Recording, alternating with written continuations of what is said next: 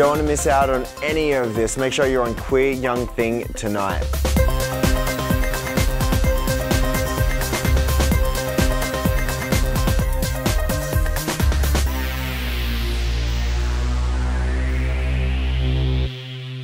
Hi, my name's Dylan and welcome to another episode of Queer Young Thing. Tonight we'll be talking about genderqueer and I'm joined by a panel of youthful youths to talk about the matter.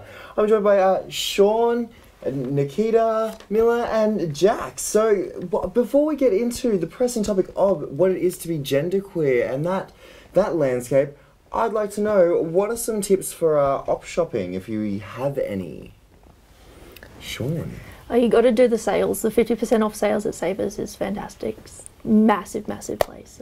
Is it what do you do, I guess, like for endurance when you're digging for treasure? Does anyone have any hot tips? Look for the labels first and then just run.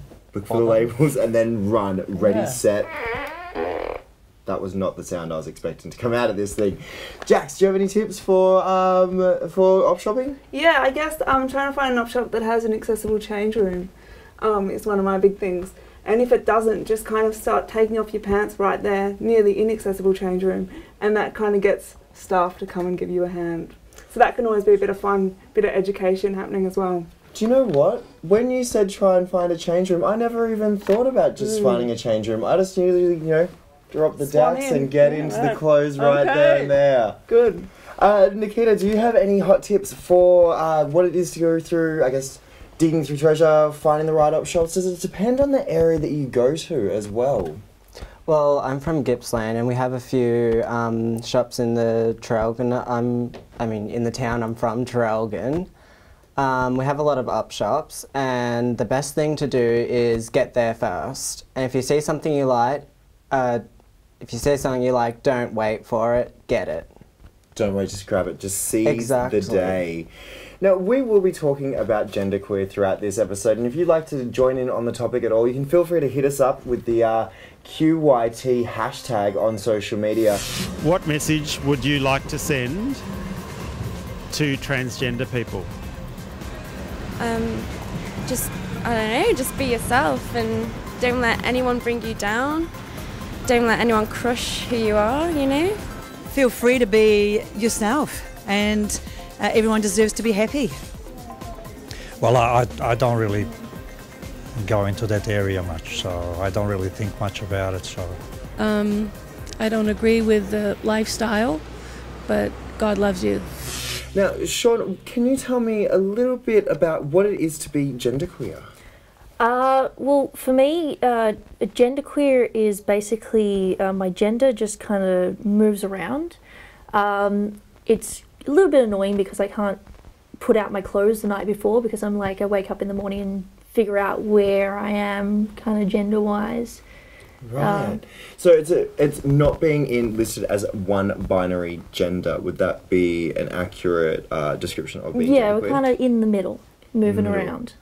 And what about gender fluid as well? Miller, would you be able to explain gender fluidity? If I can even say it. Yeah, I just think gender fluidity is sort of where you come into like either or you even blend masculine and feminine ideals together or representations together.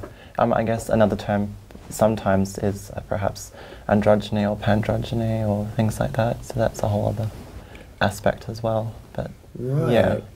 And Jax, from the Rumour Mill, you have yourself a blog and is a YouTube channel as well about gender identity and what else do you talk about in your blog? Yeah, I look at a lot of disability and sexuality and its intersections with queer identity. So I look at social movements and what the disability movement can learn from the queer movement and stuff. But I also look at gender fluidity and all the things that make me me, I guess, in kind of a political framework. Yeah, that sounds awesome.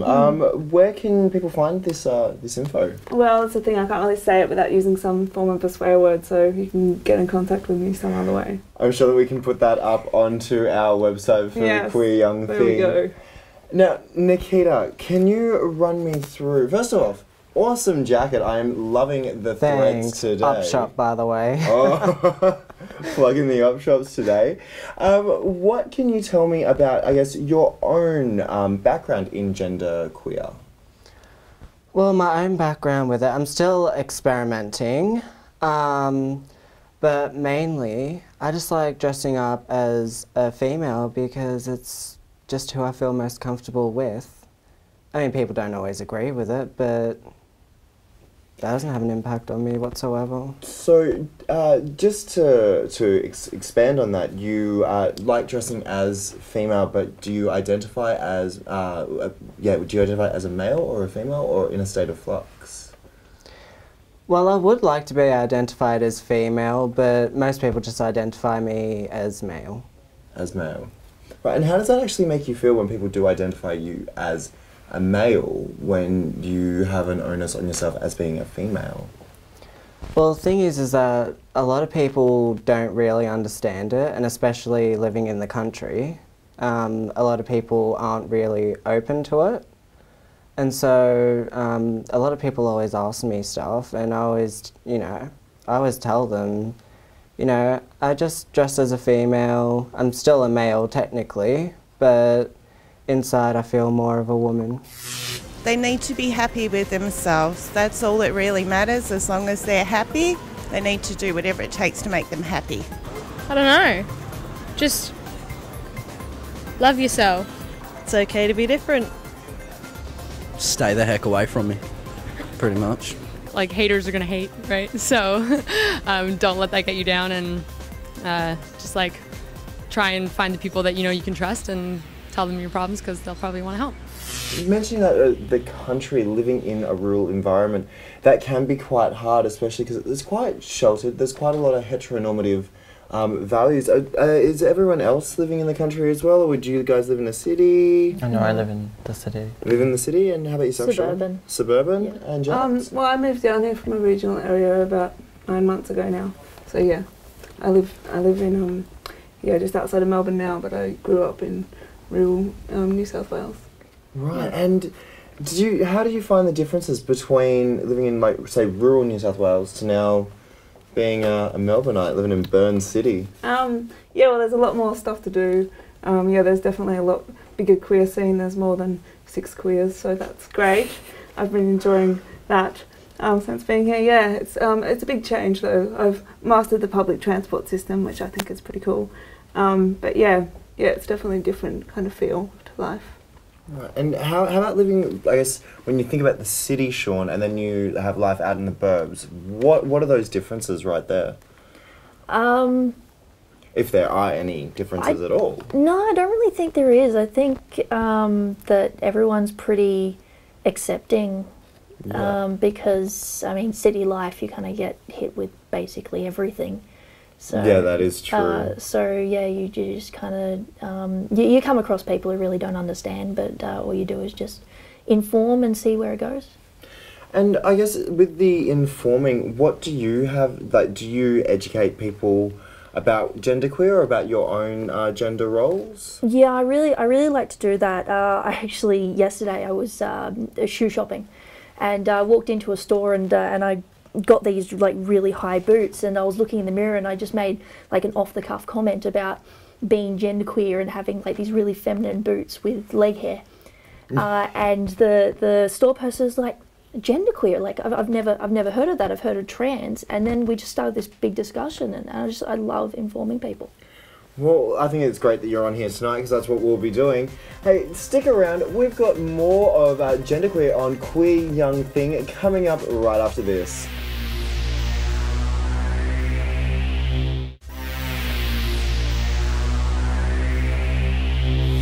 What message would you like to send to transgender people?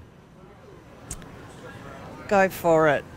I think I wouldn't like to be in that position, because I think it's a really hard road, and I hope that people that are in that situation make the most of what they can with their life. Welcome back to Queer Young Thing. My name's Dylan, and I'm joined by my youth But we've also added just a little bit of a change up to our guests.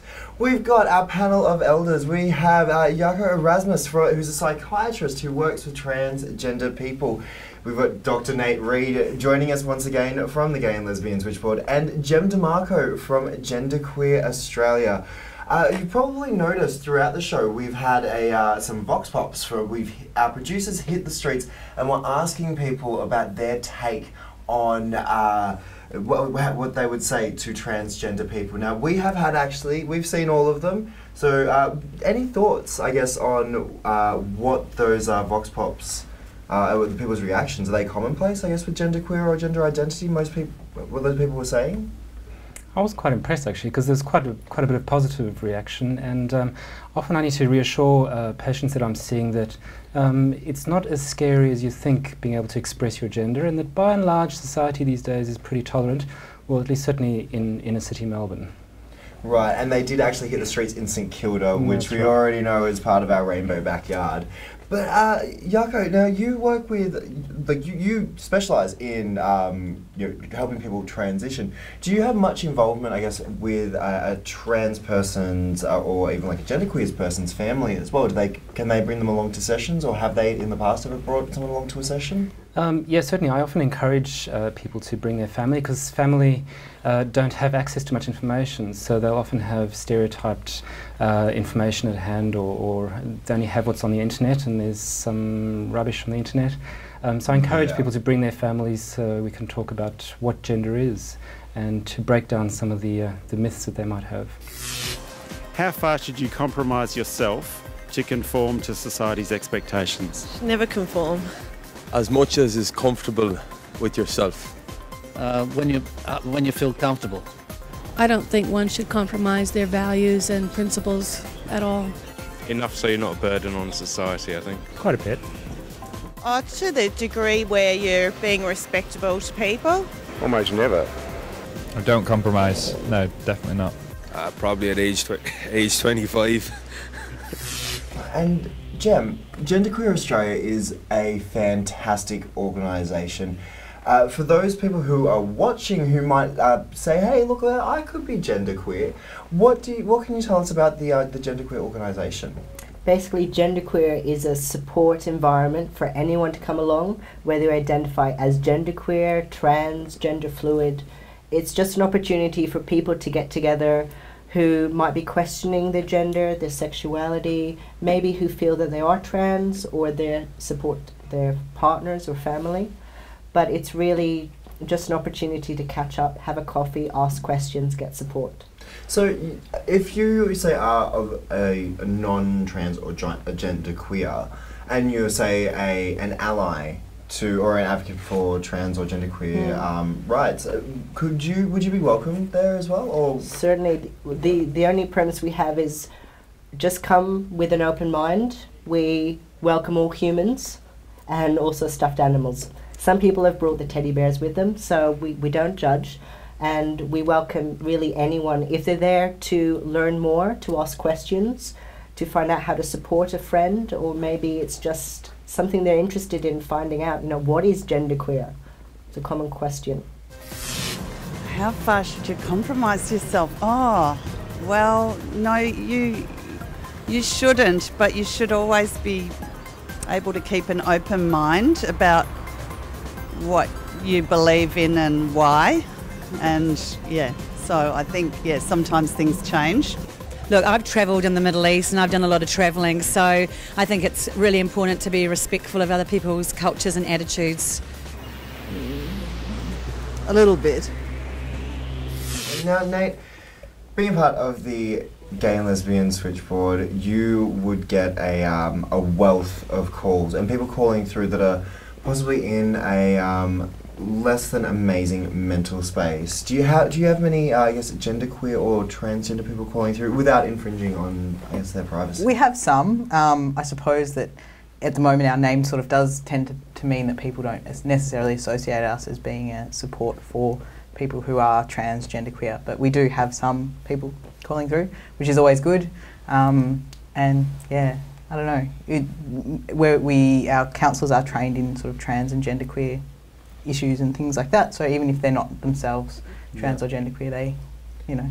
Because that would be, I guess, a big thing for everyone here, or especially our youths here.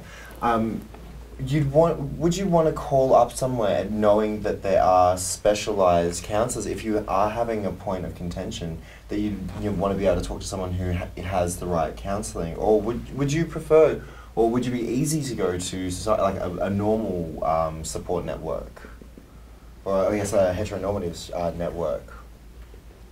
Well, it is a little bit annoying having to explain every single time. And a lot of the time, like, you spend most of the session explaining what the hell you're talking about. So it's just like, well, it'd be nice if you knew a little bit first. So yeah, definitely, if they had training, it'd be great. Is that the same for everyone here? I know obvious sentiment might be obvious. But you've asked me a question about conforming to society and how much should we conform.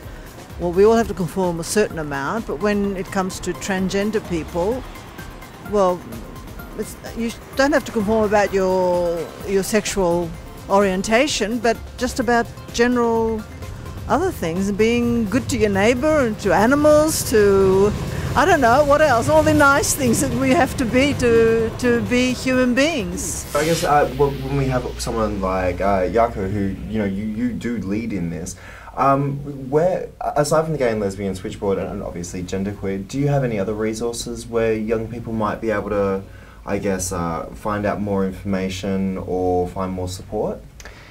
Gosh, it's very difficult because unfortunately the community has always been the leaders in this, and the health professionals tend to follow the community, unfortunately. Even just the word genderqueer, there are still many in the field who don't quite know what that is, and so it's understandable that you get that what do you mean by that? And that's invariably what I end up doing in therapy, is deconstructing the word genderqueer. Well, we've got more going on, all things genderqueer, coming up right after this.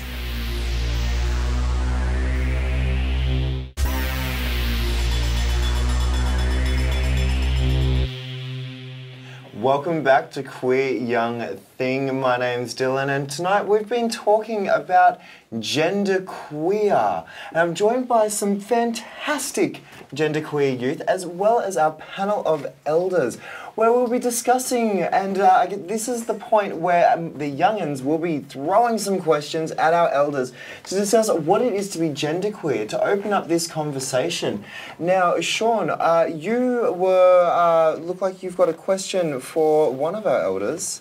I was wondering for Yoko, if you work with other people in this psychology, psychiatry profession to inform them about genderqueer, as we were saying before, that we have to inform everyone. But do you? So there is a national body which is called the ANZPATH, the Australian New Zealand Professional Association for Transgender Health, and it brings together a whole range of professionals who work with trans folk. And we have a conference every 2 years to try and share information. In terms of informing other professionals, it's very haphazard.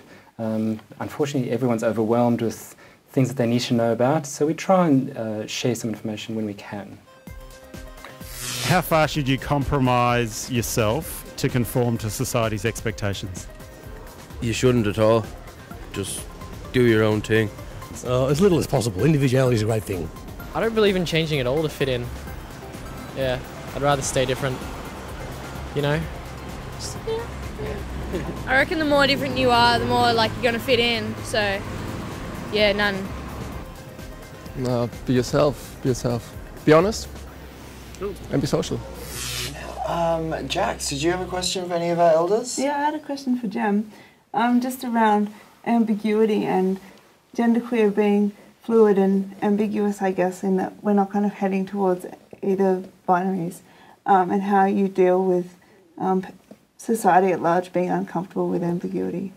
Well, I think there's two. It's like genderqueer people in general and personally. And I think that's a question that's been raised by many people that I've spoken to. You know, what if you choose to go this path that's neither male nor female? How will people react to you? And that's a constant question every single day. How will you go forward if you're not seen as either male or female? How will people see you? How will they treat you? And I think it can be very hard. And sometimes there is that pressure internally. Do I go one way to make it easier myself?